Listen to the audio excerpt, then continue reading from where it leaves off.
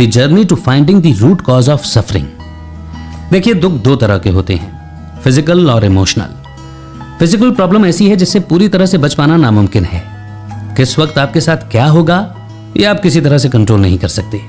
लेकिन अगर मैं आपसे कहूं कि इमोशनल तकलीफ से बचा जा सकता है तो, और अगर मैं कहूं कि आप एक ऐसी लाइफ जी सकते हैं जहां आपको अपने आसपास की घटनाओं से इमोशनली दर्द नहीं होगा, तो क्या आप मुझ पर ट्रस्ट कर सकेंगे? अगर अभी नहीं भी करेंगे तो जैसे जैसे इस समरी को आगे सुनते जाएंगे आपको ट्रस्ट होने लगेगा। जब भी आप किसी बुरी सिचुएशन में होते हैं तो आपकी ओर दो तरह के तीर आ रहे होते हैं, पहला फिजिकल प्रॉब्लम और दूसरा इमोशनल प्रॉब्लम। गौतम बुद्ध ने एक बार कहा था कि पहला तीर यानी कि फिजिकल प्रॉब्लम वाला तीर तो बेकाबू होता है, आप उसे रोकने के लिए कुछ नहीं कर सकते, जबकि दूसरा तीर पूरी तरह से इस बात पर डिपेंड करता है कि आप पहले वाले तीर की ओर कैसे रिएक्ट करते हैं। आप या तो उसके द्वारा लाए गए दर्द को महसूस कर सकते हैं या उससे पार जा सकते हैं। चॉइस पूरी तरह से आपकी है। आप अपने आसपास की दुनिया के प्रति कैसे रिएक्ट करते हैं उसी पर डिपेंड करता है कि इमोशनल तकलीफ आएगी या क्या। और ये तब शुरू होता है जब आप एक नेगेटिव सिचुएशन को अपने दिमाग में लंबे समय तक सोचते रहते हैं। यानी रियल लाइफ में वो प्रॉब्लम जितनी देर के लिए भी थी, आप उससे कहीं ज्यादा उसके बारे में सोचते रहते हैं। हम में से हर इंसान के साथ हर रोज अनगिनत बुरी चीजें होती हैं। कुछ लोगों को थोड़ा दर्द होता है जबकि कुछ लोग बेहद उदास और डिप्रेस्ड महसूस करने लगते हैं। हर बुरी घटना के बाद अच्छा महसूस करने और दुखी रहने के बीच का फर्क इस बात पर डिपेंड करता है कि आप उसे कैसे हैंडल करते हैं। बुद्ध ने कहा था कि अगर दर्द महसूस करने से बचने का तरीका है तो इतने सारे लोग दुखी क्यों हैं? जब इस बुक के ऑथर जोसेफ ने पहली बार इसे सुना तो उन्हें इसका मतलब समझ में नहीं आया। जोसेफ को तुरंत अपने सवाल का जवाब नहीं मिला और जवाब समझ पाने से पहले उन्हें अपने जीवन के कई अनुभवों को दोबारा जीना पड़ा। तब जाकर वो समझ पाए कि कैसे दर्द से बचा जा सकता है। कई सालों तक जोसेफ अपने सवाल का जवाब ढूंढने के लिए वर्कशॉप और स्पिरिचुअल सेमिनार्स में आते जाते रहे। उन्होंने योगा और मेडिटेशन किया, अपनी सभी बुरी आदतों को भी बदला, और इतना सब करने के बाद भी जोसेफ अभी भी अधूरा महसूस कर रहे थे। उनकी चिंताओं और तकलीफ ने उनका पीछा नहीं छोड़ा था। उनके सेल्फ इंप्रूवमेंट के सफर के अंत में जोसेफ की चिंता का लेवल और भी खराब हो गया था। वो नाउम्मीदगी से भर गए थे और हार मानने ही वाले थे। लेकिन इससे पहले कि वो ऐसा करते, जोसेफ को कोई ऐसा मिला जिसने उनका जीवन और नजरिया बदल दिया। उन्हें एक ऐसा शख्स मिल गया था जो उन्हें वो दिशा दिखा सकता था जहां उनके सवालों के जवाब मौजूद थे। ये जोसेफ के स्पिरिचुअल यानी कि आध्यात्मिक गुरु और कोच थे। उन्होंने जोसेफ से कहा कि सबके दुख का कारण उनका मन होता है। जिन लोगों का माइंडसेट हेल्दी नहीं होता है वे बाकी लोगों की तुलना में ज्यादा दुखी होते हैं। आपका मन या तो आपका सबसे बड़ा दुश्मन हो सकता है या आपका सबसे बड़ा दोस्त। आप किस तरह किसी सिचुएशन और इमोशन से डील करते हैं ये सब आपकी हैबिट्स और माइंडसेट पर डिपेंड करता है। अगर आपने जान लिया कि मन कैसे काम करता है तो आप ये भी जान जाएंगे कि आप खुशी पाने के लिए इसका इस्तेमाल कैसे कर सकते हैं। इस तरह आप अपने इमोशनल दर्द से हमेशा के लिए आजाद हो सकते हैं। नेक्स्ट चैप्टर है the root cause of all suffering. Thought में हमारी रियलिटी को बनाने की पावर होती है। उनमें हमारे मूड और एक्सपीरियंस को बदलने की भी ताकत होती है। ज्यादातर लोग सोचते हैं कि वे अपने थॉट के मास्टर हैं, जबकि असल में बिल्कुल उल्टा है। हम जैसे भी हैं हमारे थॉट्स की वजह से ही हैं। नेगेटिव थॉट रखने वाले लोगों का जीवन बहुत बेकार होता है। वे हमेशा गुस्सा, डर और चिंता में रहते हैं। वे अपने आसपास के सभी लोगों को अपने दुश्मन के रूप में देखते हैं। अक्सर वे अजीबोगरीब सिचुएशन में फंस जाते हैं और अंत में गलत डिसीजन ही ले लेते हैं। दूसरी ओर पॉजिटिव थॉट वाले लोग खुशियों को अपनी ओर अट्रैक्ट करते हैं। वे सुखी जीवन जीते हैं और ऐसा लगता है कि जैसे सब कुछ उनके हिसाब से चल रहा हो।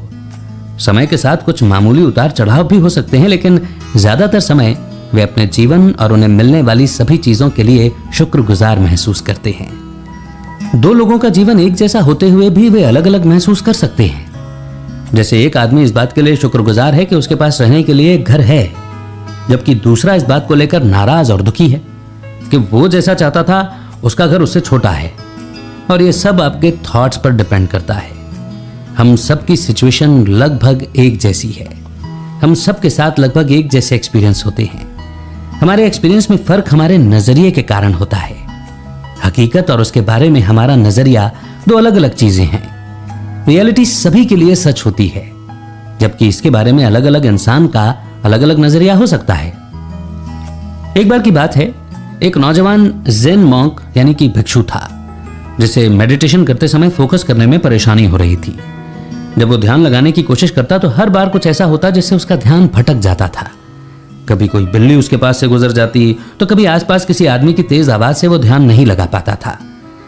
वजह जो भी हो, पर वो हर मेडिटेशन सेशन के अंत में बहुत गुस्सा और निराश महसूस करता था। उस मॉन्क ने ध्यान करने के लिए एक शांत जगह खोजने की पूरी कोशिश की। उसने एक झील के किनारे मेडिटेशन करने की कोशिश की, लेकिन वहां पक्षियों की आवाज उसे परेशान कर देती। वो झील के दूसरी ओर भी गया, लेकिन वहां भी उसे अनकंफर्टेबल महसूस हो रहा था। एक दिन उसे झील के किनारे एक नाव दिखी। वो जल्दी से उस पर सवार हो गया और उसने सोचा कि अगर वो झील के बीचों बीच चला जाए तो वहां उसे कोई परेशानी नहीं होगी, इसलिए उसने नाव चलाना शुरू किया। झील के बीच पहुंचकर उसे अपने चारों ओर शांति महसूस हुई। पहले 2 दिन तो मॉन्क को बहुत सुकून महसूस हुआ। मेडिटेशन करते समय उसका मन शांत था और उसका फोकस भी शार्प हो गया था। मगर तीसरे ही दिन उसकी शांति गायब हो गई। उस दिन ध्यान करते वक्त उसकी नाव दूसरी नाव से टकरा गई। उसने गुस्से से अपनी आंखें खोली। वो दूसरी नाव पर सवार आदमी पर चीखना चाहता था, लेकिन उसने देखा कि वहां उसके अलावा और कोई नहीं था। दूसरी नाव तो खाली थी। उसे लगा कि हो सकता है कि हवा के वेग या लहरों के कारण अपने आप तैरकर वो नाव यहां तक आ गई होगी। उस मॉन्क को शर्मिंदगी महसूस होने लगी और उसका गुस्सा कम होने लगा। उस वक्त वहां उसे गुस्सा दिलाने वाला कोई नहीं था, और तब उस मॉन्क को एहसास हुआ कि उसका ध्यान उसके आसपास की घटनाओं के कारण नहीं भटक रहा था, बल्कि इन घटनाओं की ओर उसका क्या रिएक्शन था, इस वजह से उसका ध्यान नहीं लग रहा था। वो अपने आसपास होने वाली घटनाओं के बारे में बहुत ज्यादा सोच रहा था, और यही ध्यान न लगने का कारण था। हमारे साथ क्या होता है ये हमारे दुख का कारण नहीं है, बल्कि हम किस तरह सोचते हैं उसका असर हम पर पड़ता है। हमारी सोच हमारे इमोशन को कंट्रोल करती है। अगर हम नेगेटिव सोचते हैं तो हमें बुरा लगता है, और अगर हम पॉजिटिव सोचते हैं तो हमें अच्छा फील होता है। आप अपनी तकलीफ का दोष अपने आसपास की घटनाओं को नहीं दे सकते। बस यही जीवन का सच है, जिसमें सुख दुख के साथ उतार चढ़ाव आते रहते हैं। आप ही हैं जो चीजों को अपने लिए मुश्किल बनाते हैं। क्या आपने कभी सोचा है कि इन बुरे विचारों के बिना आपका जीवन कैसा होता? खैर, इसका जवाब मैं देता हूं। इन विचारों के बिना आप ज्यादा बेहतर और सुकून भरा जीवन जी सकेंगे, और इस तरह आप किसी भी सिचुएशन को बदल सकते हैं। कोई भी सिचुएशन हमें दुख नहीं पहुंचाती, बल्कि हमारी सोच ही हमारे दुख की जड़ है। नेक्स्ट चैप्टर है why do we even think. हमारे माइंड में रोज हजारों थॉट्स पैदा होते हैं। उनमें से एवरेज 6000 अपने आसपास की दुनिया को रिस्पॉन्स देने के कारण पैदा होते हैं।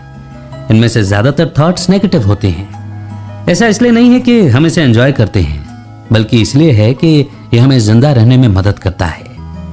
इंसान ने एक आइडिया डेवलप कर लिया है जिसे नेगेटिविटी बायस कहते हैं। इसमें इंसान हर सिचुएशन का नेगेटिव साइड देखता है। बहुत पुराने समय से ही नेगेटिविटी बायस ने इंसान को जिंदा रहने और फलने फूलने में मदद की है। यही फैक्टर है जो हर सिचुएशन में हमारी फाइट और फाइट नेचर को एक्टिव करता है। अब मॉडर्न दुनिया में ये नेगेटिविटी बायस ज्यादा काम नहीं आता है। अब हम ऐसी दुनिया में नहीं रहते जहां हमें जिंदा रहने के लिए संघर्ष करना पड़े, लेकिन माइंड का नेगेटिविटी बायस हमें नेगेटिव साइड पर फोकस करने के लिए मजबूर करता है, और इस वजह से ये हमें खुशी की ओर जाने वाले रास्ते पर चलने से रोकता है। मगर अब समय आ गया है कि आप अपने नेगेटिव थॉट्स को छोड़ दें और अपने दिमाग को आराम दें। इसने आपको सालों तक जिंदा रखा है। अब किसी और चीज को खुशी हासिल करने में आपकी मदद करने दें। यही वो पॉइंट है जहां आपकी कॉन्शियसनेस यानी कि चेतना आती है। आपकी चेतना आपको बेहतर और कंप्लीट महसूस करने देती है। अपनी चेतना के जरिए आप अपने थॉट्स और इमोशंस के बारे में ज्यादा अवेयर हो पाएंगे। आप अपनी दुनिया को बेहतर नजरिए से देख पाएंगे। बहुत ज्यादा सोचने से इंसान चिंतित और निराश महसूस करता है। यह आपको नेगेटिव थिंकिंग की ओर ले जाएगा और आपको डिफेंसिव मोड में पहुंचा देगा। हर मोमेंट को जिएं और थोड़ी देर के लिए सब भूल जाएं। अपनी चेतना का इस्तेमाल करें। इस तरह आप खुश और ज्यादा आजाद महसूस करेंगे। ये सोचना बंद करें कि चीजें कैसी होनी चाहिए और ये देखना शुरू करें कि वे क्या हो सकती हैं। अगर आप दुनिया देखने के लिए सिर्फ अपनी चेतना का इस्तेमाल करेंगे तो आप देख पाएंगे कि दुनिया में कितना ज्यादा पोटेंशियल है। Thoughts versus thinking. कभी सोचा है कि थॉट्स कहां से आते हैं? ज्यादातर लोग जवाब देंगे कि मेरे विचार मुझसे आते हैं, लेकिन जरूरी नहीं है कि यह बात सच हो। हमारे विचार यूनिवर्स की रचना है। ये ऐसी चीज है जो हमारे पास से जन्म लेती है। इन्हें बनाने के लिए किसी फोर्स या एनर्जी की जरूरत नहीं होती। लोगों के मन में हर रोज अनगिनत विचार आते हैं। ज्यादातर समय हमें किस तरह के थॉट्स आ रहे हैं उस पर हमारा कोई कंट्रोल नहीं होता। मगर आइए अब हम गहराई में देखें और समझें कि थिंकिंग का मतलब क्या है। थिंकिंग यानी कि सोचने का मतलब है अपने थॉट्स के बारे में कुछ करना। यह उस थॉट के साथ एक्टिव इंटरेक्शन यानी कि बातचीत करना होता है। थिंकिंग के साथ आपके पास एक चॉइस होती है। आप किसी थॉट को ब्लॉक कर सकते हैं या उसके साथ इंटरेक्ट कर सकते हैं। क्या आप अभी भी थॉट और थिंकिंग के बीच के फर्क को लेकर कंफ्यूज्ड हैं? तो आइए इसे एक एग्जांपल से समझते हैं। मैं एक आसान सा सवाल पूछने जा रहा हूं और सबसे पहले जो बात आपके दिमाग में आती है आप वो बताएं। आप हर साल कितना पैसा कमाना चाहते हैं?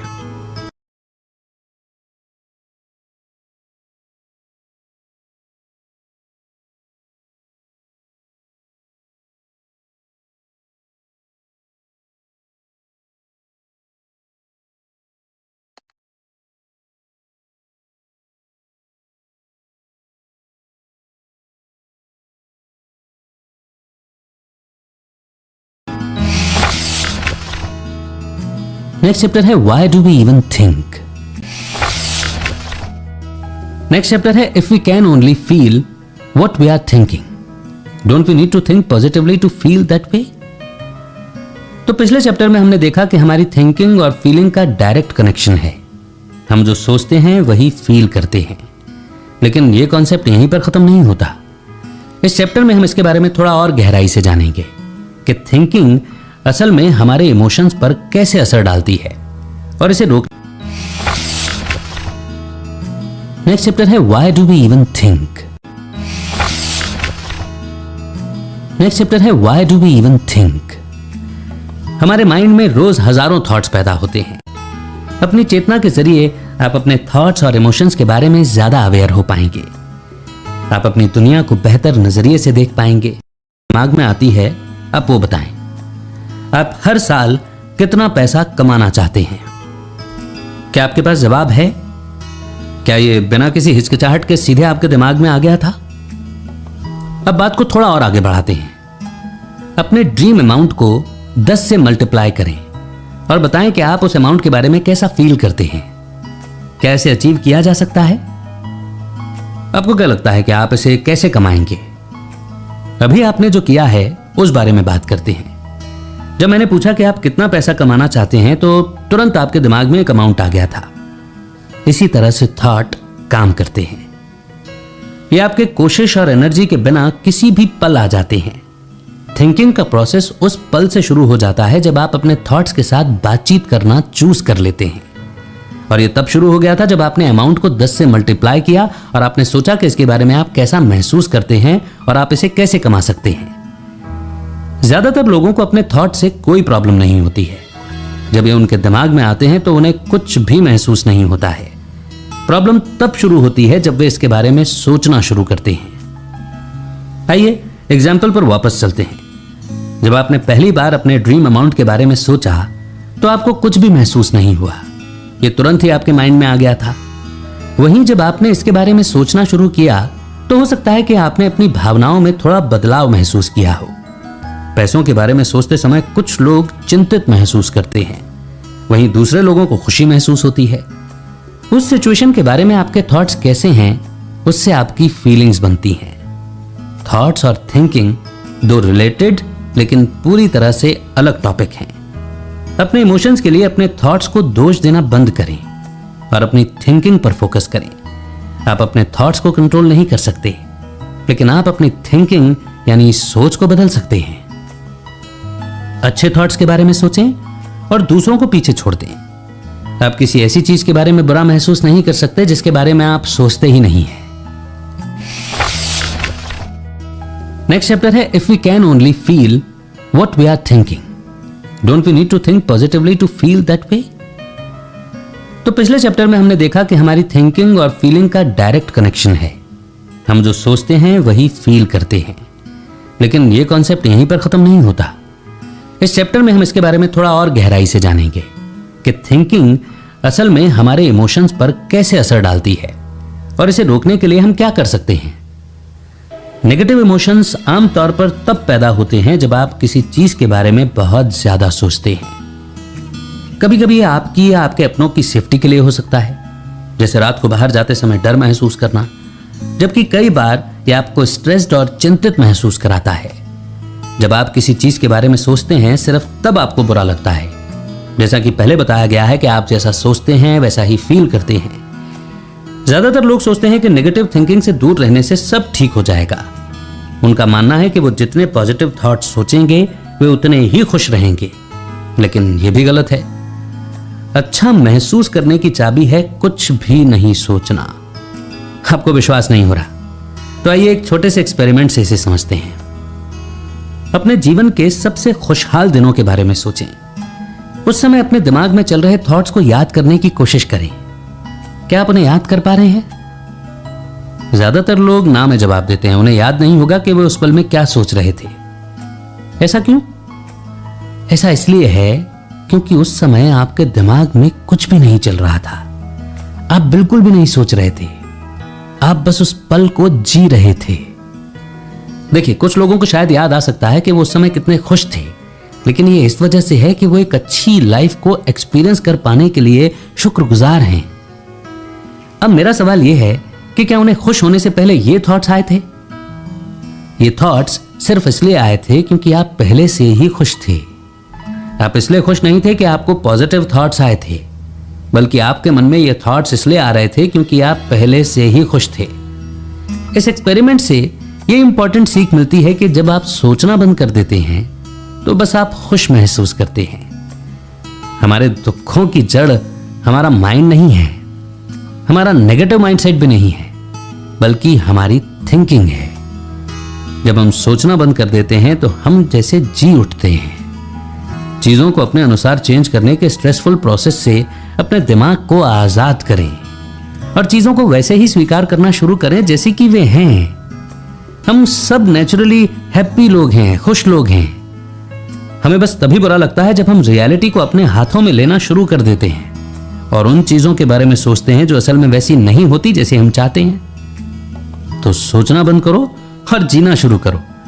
आप हर चीज के बारे में जितना कम सोचेंगे आप उतने ही खुश रहेंगे। नेक्स्ट चैप्टर है if thinking is the root cause of our suffering how do we stop thinking. एक बार एक बेसब्र समुराई मेडिटेशन कर रहे ज़ेन गुरु के पास पहुंचा और यह जानना चाहा कि स्वर्ग और नर्क कैसा लगता है। अपने मेडिटेशन को तोड़ते हुए ज़ेन गुरु ने जवाब दिया कि मैं तुम्हारे जैसे गरीब समुराई को जवाब क्यों दूं? तुम दिखने में इतने गंदे हो। मेरे पास तुम जैसे बदसूरत लोगों के लिए समय नहीं है। यहां से चले जाओ और मुझे अकेला छोड़ दो।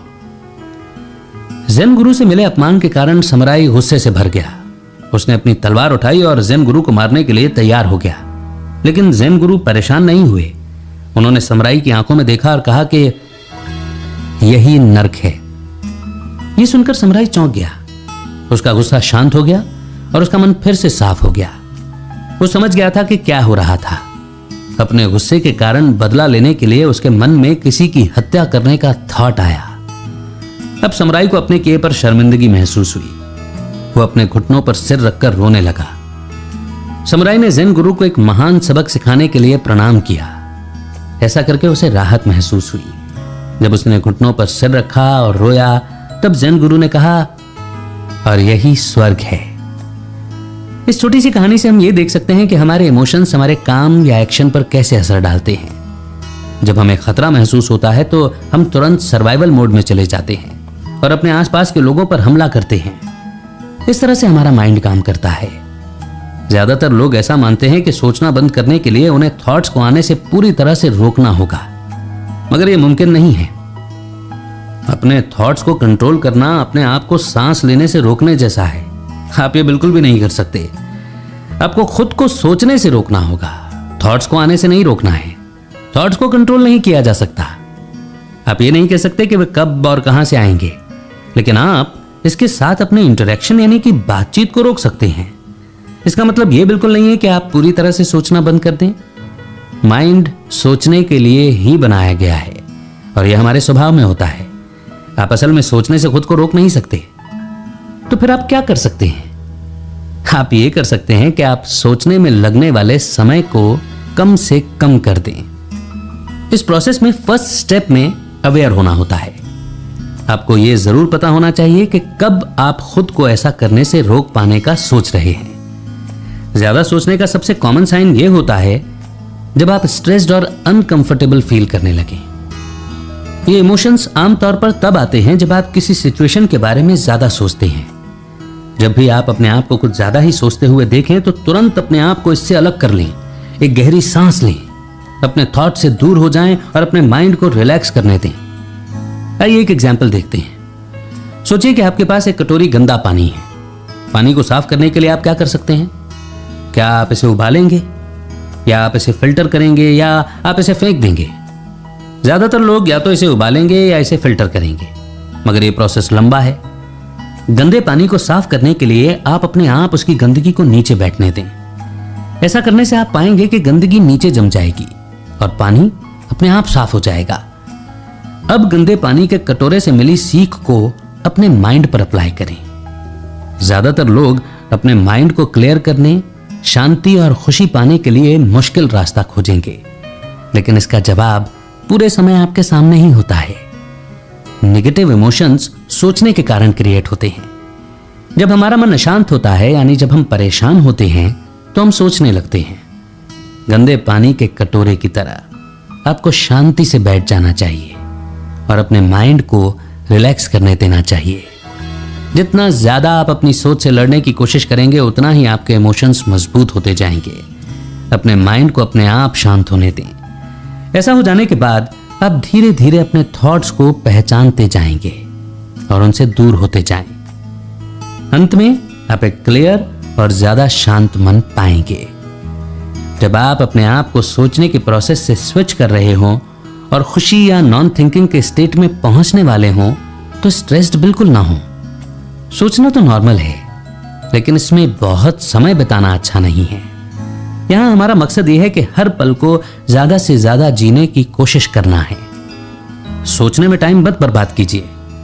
याद रखें, शांति पहले से ही आपके अंदर मौजूद है। आपको बस सोचना बंद करने और खुद को इसे एक्सपीरियंस करने देने की जरूरत है। एक शांत मन आपको शांति से भरे दिल की ओर ले जाएगा। नेक्स्ट चैप्टर है how can we possibly thrive in the world without thinking. आइए तो इस चैप्टर की शुरुआत एक छोटे से एक्सपेरिमेंट से करते हैं। उस समय के बारे में सोचें जब आप अपने काम में पूरी तरह से ध्यान मग्न हो गए थे। वो समय जब आप अपने काम में इतनी बिजी हो गए थे कि आप अपने आसपास सब कुछ भूल गए थे। क्या आपको याद आया? अब उस पल के बारे में, अपने थॉट्स के बारे में सोचें। क्या आपके मन में कोई थॉट था? शायद आपका जवाब होगा नहीं। जब भी ऐसा होता है, आप एक अलग स्टेट में चले जाते हैं। आप किए जा रहे काम के साथ एक हो जाते हैं। इसे फ्लो के स्टेट में जाना कहते हैं। यह स्टेट तब होती है जब आप अपने काम से बहुत लगाव महसूस करते हैं और सभी थॉट्स और इमोशंस को खो देते हैं। आप अपने काम में इतना खो जाते हैं कि आप पूरी तरह से यह भूल जाते हैं कि आप कहां हैं और वही करते हैं जो आपको करना चाहिए। स्टेट ऑफ फ्लो थॉटलेस या नॉन थिंकिंग स्टेट जैसा ही है। अगर आप स्टेट ऑफ फ्लो में चले जाते हैं तो आप नॉन थिंकिंग के स्टेट में होते हैं। दोनों स्टेट में थॉट्स, चिंता और डाउट के लिए कोई जगह नहीं होती है। आपका सबकॉन्शियस माइंड काम कर रहा होता है और आप बस अपनी एक्टिविटी पर फोकस कर पाते हैं। स्टेट ऑफ फ्लो में होने वाले लोगों का एक टिपिकल एग्जाम्पल एथलीट हैं। एथलीट गेम खेलते समय अपने आसपास की हर चीज का एनालिसिस नहीं करते हैं। वे बस अपने गेम के बारे में सोचते हैं। वे कुछ भी नहीं सोचते हैं, वे बस करते हैं। ज्यादातर लोग इसे जोन में होना कहते हैं। जब एथलीट जोन में होते हैं तो वे अपने थॉट्स को खो देते हैं और वो वही करते हैं जो करने के लिए उन्हें ट्रेन किया गया है। जो समय तैयारी के लिए उन्होंने ट्रेनिंग में बिताया है, वो उन्हें गेम के लिए तैयार करता है और खेलते समय उन्हें अपना सबसे अच्छा खेल दिखाना होता है, यानी कि अच्छे खेल का प्रदर्शन करना होता है। खेल के समय वे ये नहीं सोचते कि वे जो कर रहे हैं वो सही है या नहीं। वे बस ट्रेनिंग में सिखाई गई चीजों को ध्यान में रखते हैं और फ्लो के साथ खेलते चले जाते हैं। जो एथलीट चीजों को ज्यादा एनालाइज करते हैं वे अपने गेम से भटक जाते हैं। ऐसा इसलिए नहीं है कि वे स्किल्ड नहीं हैं, बल्कि इसलिए है कि उन्होंने अपनी पूरी पोटेंशियल को यूज नहीं किया है। जब एथलीट सोचते हैं तो वे अपनी चाल चलने में हिचकिचाहट फील करते हैं और गलतियां करने लगते हैं, जिसके कारण वे गेम हार जाते हैं। तो इस स्टोरी से यह सीखने को मिलता है कि ज्यादातर लोग बिना सोचे समझे आगे बढ़ते हैं। अगर आप हर चीज के बारे में ज्यादा चिंता करना छोड़ दें तो आप और ज्यादा अचीव कर पाएंगे। वो दुनिया जहां आप ज्यादा सोचते नहीं हैं, एक ऐसी दुनिया होती है जहां आप बेस्ट बनते जाते हैं। इसीलिए अपनी सभी चिंताओं और डर को दूर करें और बस अपना काम करना शुरू करें। नेक्स्ट चैप्टर है नथिंग इज ईदर गुड और बैड। हर इंसान की अपनी राय होती है, जो कुछ लोगों के लिए सही होती है, वहीं कई लोगों के लिए वो वैसी नहीं भी हो सकती है। आपको एक बात तो समझनी होगी कि हर कोई आपके जैसा फील नहीं करेगा। इस दुनिया में असल में कुछ भी अच्छा या बुरा नहीं है। ये सब आपके आसपास की हर चीज पर, आपके नजरिए पर डिपेंड करता है। आइए इसे भी एक एग्जाम्पल से समझते हैं। एक पियानो के बारे में सोचें। ध्यान दें कि कैसे इस पर अलग अलग कीज हैं। क्या आप कह सकते हैं कि कोई नेचुरली अच्छी या बुरी है? जवाब है नहीं, है ना? हम बस इतना कह सकते हैं कि एक की तब गलत है जब हम उससे कुछ उम्मीद करते हैं। मान लीजिए कि पियानो बजाने वाले ने एक खास गाना बजाया और आप इसके सभी कीज को जानते हैं, और जब वो गलत की दबाता है तो आप तुरंत बता सकते हैं कि इस गाने के लिए ये सही कीज नहीं थी। और जब वो गाना परफेक्टली बजाता है तो आपको खुशी भी होगी, क्योंकि उसने कोई गलती नहीं की थी। तो पियानो की तरह ही जीवन में कोई भी गलत फैसला नहीं होता है। हम बस ये सोचते हैं कि ये गलत है जब सिचुएशन हमारी एक्सपेक्टेशन से अलग होती है। अच्छे या बुरे की हमारी सोच उस मीनिंग से आती है जो हम उस सिचुएशन के साथ जोड़ते हैं। कुछ बातें होती हैं जिन्हें शेयर्ड अंडरस्टैंडिंग के जरिए हर कोई एक्सेप्ट करता है। इसे ही यूनिवर्सल ट्रुथ कहते हैं।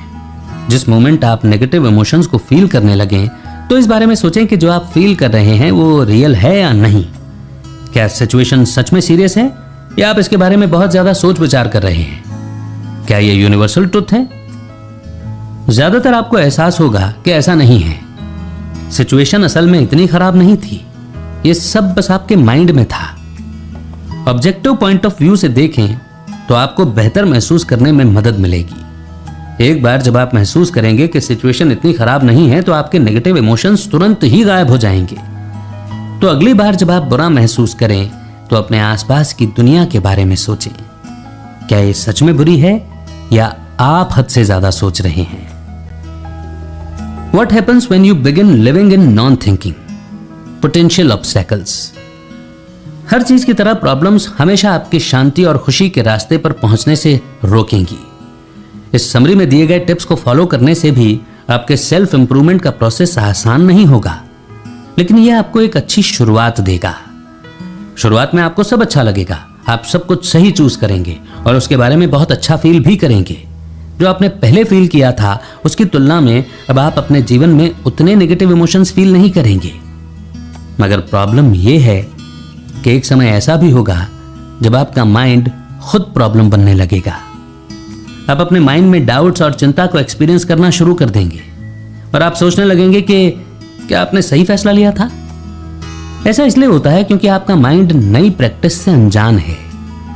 अपने लाइफ की शुरुआत से आप जो कुछ भी कर रहे हैं वो है सोचना और चिंता करना। अब जब आपने उन्हें अपने माइंड से हटा दिया है तो आपको थोड़ा तो अनकंफर्टेबल फील होगा। जब माइंड में कुछ नहीं होता है तो कुछ गलत लगना नेचुरल है। इस वक्त आपको ट्रस्ट यानी कि विश्वास करने की सबसे ज्यादा जरूरत है। आपको इस प्रोसेस और खुद पर भरोसा करने की जरूरत है। विश्वास रखें, आपके लिए यह जरूर काम करेगा। अगर ऐसा नहीं होता है तो इसे एक लेसन की तरह लें जिससे आप सीख सकते हैं कि जो चीज हमें पता ना हो उससे डर लग सकता है। नॉन थिंकिंग के स्टेट से आपका माइंड अनजान होता है, मगर यही वो स्टेट है जहां सबसे ज्यादा एक्सपीरियंस और अपॉर्चुनिटीज क्रिएट होती हैं। यही वो स्टेट है जहां आप एक बेहतर इंसान के रूप में ग्रो कर सकते हैं। अब दोबारा उन बुरी आदतों में न पड़े जो आप में पहले थीं। आपका माइंड जानी पहचानी चीजों की तलाश करता है। अगर आप खुद को बार बार फेल होते हुए पाते हैं तो कोई बात नहीं, गलतियां भी इंसान के लाइफ का पार्ट है। यहां इंपॉर्टेंट है ट्रैक पर वापस आना। नॉन थिंकिंग के स्टेट में होना बहुत अच्छा होता है, इसलिए अभी हार मत माने, कोशिश करते रहें और चलते रहें। कोई भी रुकावट आपको कुछ सिखा जाती है जो फ्यूचर में आपके काम आती है। और अब वो मोड जिसे हम कंक्लूजन कहते हैं। सबसे पहले आपने इमोशनल सफरिंग यानी कि तकलीफ के बारे में जाना। आप किसी सिचुएशन में कैसे रिएक्ट करते हैं, इमोशनल सफरिंग उसी से होती है। या तो आप दुखी रहना चुन सकते हैं या खुश रहना, ये सब आप पर डिपेंड करता है। आप खुश तब रह सकते हैं जब आप अपने मन को समझ जाएंगे, और यह भी कि यह कैसे काम करता है। जितना ज्यादा आप इसे समझेंगे आपको उतनी ही ज्यादा खुशी मिलेगी। दूसरा, आपने दुख किस वजह से होता है उसकी जड़ को समझा। आपके थॉट्स बहुत पावरफुल होते हैं। जब आप सिर्फ बुरे विचारों के बारे में सोचते हैं तो आपका जीवन भी उतना ही बुरा हो जाता है जितने कि आपके थॉट्स हैं। अच्छे विचारों पर फोकस करने से आपको अपने और अपने आसपास के लोगों के बारे में बेहतर महसूस करने में मदद मिलती है। तीसरा, आपने समझा कि आखिर लोग सोचते ही क्यों हैं। हमारा माइंड हमें जिंदा रहने में मदद करने के लिए बनाया गया है। हमारे पास नेगेटिव बायस हैं जो हमें किसी सिचुएशन के बारे में, नेगेटिव चीजों के बारे में सोचने पर मजबूर करता है। लेकिन हमारी कॉन्शियसनेस यानी कि हमारी चेतना हमें अपने इमोशंस के बारे में अवेयर कराती है। ज्यादा सोचना यानी कि थिंकिंग बंद करें और अपनी कॉन्शियसनेस को यूज करना शुरू करें। अगर आप ऐसा करते हैं तो आप ज्यादा आराम और शांति महसूस करेंगे। चौथा, आपने थॉट्स और थिंकिंग के बीच के फर्क को समझा। थॉट्स आपके माइंड में अपने आप आते हैं, ये कब और कहां आएंगे इसके बारे में आप कुछ नहीं कह सकते हैं। थिंकिंग यानी कि सोचना अपने थॉट्स के साथ बातचीत करने का एक प्रोसेस है। आपकी ज्यादातर प्रॉब्लम्स थिंकिंग प्रोसेस से शुरू होती हैं। पांचवा, आपने जाना कि थिंकिंग असल में आपके इमोशंस को कैसे इफेक्ट करता है। ज्यादातर लोग मानते हैं कि अगर वे पॉजिटिव सोचेंगे तो उन्हें अच्छा फील होगा, मगर यह गलत है। एक बार जब आप सोचना बंद कर देंगे तब आपको खुशी का अनुभव होगा। छठा, आपने जाना कि कैसे हमें सोचना बंद करना चाहिए। शुरुआत में आपको इस बात की जानकारी होनी चाहिए कि आप कब सोच रहे हैं या किसी थॉट को आने दे रहे हैं। जब आप खुद को सोचते हुए पकड़ लेते हैं तो थॉट्स को आने दें। देर सवेर आपका माइंड थक जाएगा और स्टेबल होने का फैसला करेगा। एक बार ऐसा होने के बाद आप खुद को बेहतर और हल्का महसूस करेंगे। सातवां, हमें समरी ने बताया कि आप बिना सोचे कैसे आगे बढ़ सकते हैं। जब आप सोचना बंद कर देते हैं तो आप फ्लो के स्टेट में आ जाते हैं। यह आपके काम से पूरी तरह से जुड़े होने के बारे में है। जब आप अपनी सभी फीलिंग्स और इमोशंस को खो देते हैं, फ्लो के स्टेट में लोग बाकी लोगों की तुलना में ज्यादा इफेक्टिव ढंग से काम करते हैं। फ्लो के स्टेट में आप चिंता करना बंद कर देते हैं और काम करना शुरू कर देते हैं। आठवां, समरी ने यह भी बताया कि असल में कुछ भी अच्छा या बुरा नहीं है। हम बस उन सिचुएशंस में मीनिंग जोड़ देते हैं, ठीक वैसे जो हम एक्सपीरियंस कर रहे होते हैं। अगली बार जब आप बुरा फील करें तो सोचें कि सिचुएशन सच में अच्छी है या बुरी। यह आपके नेगेटिव इमोशंस को दूर करने में मदद करेगा और आपको यह फील होगा कि अगर आप ज्यादा सोचना बंद कर दें तो चीजें बेहतर होंगी। अंत में आपने उन प्रॉब्लम्स के बारे में जाना जिनका सामना आप एक बार नॉन थिंकिंग स्टेट को पाने के बाद कर सकते हैं। नॉन थिंकिंग स्टेट आपके माइंड के लिए एक नया फील्ड है। यह आपको सोचने पर मजबूर कर देगा कि आप जो कर रहे हैं वो तो बुरा है, भले ही वो अच्छा ही क्यों ना हो। मगर इस समरी में दिए गए प्रैक्टिसेस को फॉलो करें। स्टेट ऑफ नॉन थिंकिंग शांति और सुख का सबसे इफेक्टिव रास्ता है। खुशी आपके अंदर से ही शुरू होती है। आप ही वो एक इकलौते इंसान हैं जो अपने दुखों को खत्म करने के काबिल हैं। इस समरी ने आपको वो सब कुछ सिखाया है जो आपको बेहतर बनने के लिए जानना चाहिए। आपका फ्यूचर अब आपके हाथ में है। क्या आप अपनी बुरी आदतों को कंटिन्यू करना और सफर करना चाहते हैं, या आप नॉन थिंकिंग के स्टेट को एक्सेप्ट करेंगे और हर पल को जिएंगे? खुशी आपके बेहद करीब है, बस आपको कदम बढ़ाने की देर है। तो ये चांस ले और अपना सबसे अच्छा वर्जन खुद बने, और आप ऐसा करने में कामयाब होंगे, यही हमारी शुभकामना है। इसी मोड़ पर यह समरी यहीं पर समाप्त होती है, मगर जीने का एक सुंदर तरीका हमें बताते हुए जाती है कैसे हमें अपने माइंड को रीड करना है, थिंकिंग प्रोसेस को कंट्रोल करना है और रिएक्ट करना बंद करना है। और भी बहुत कुछ है जो इस समरी से आपने ज़रूर सीखा होगा। क्या सीखा, कौन सा पॉइंट सबसे अच्छा लगा, वो आप कमेंट सेक्शन में ज़रूर टाइप करें। ऐसा करने से कम वो पॉइंट लाइफ टाइम के लिए पक्का हो जाता है, क्योंकि वो सबकॉन्शियस में बैठ जाता है।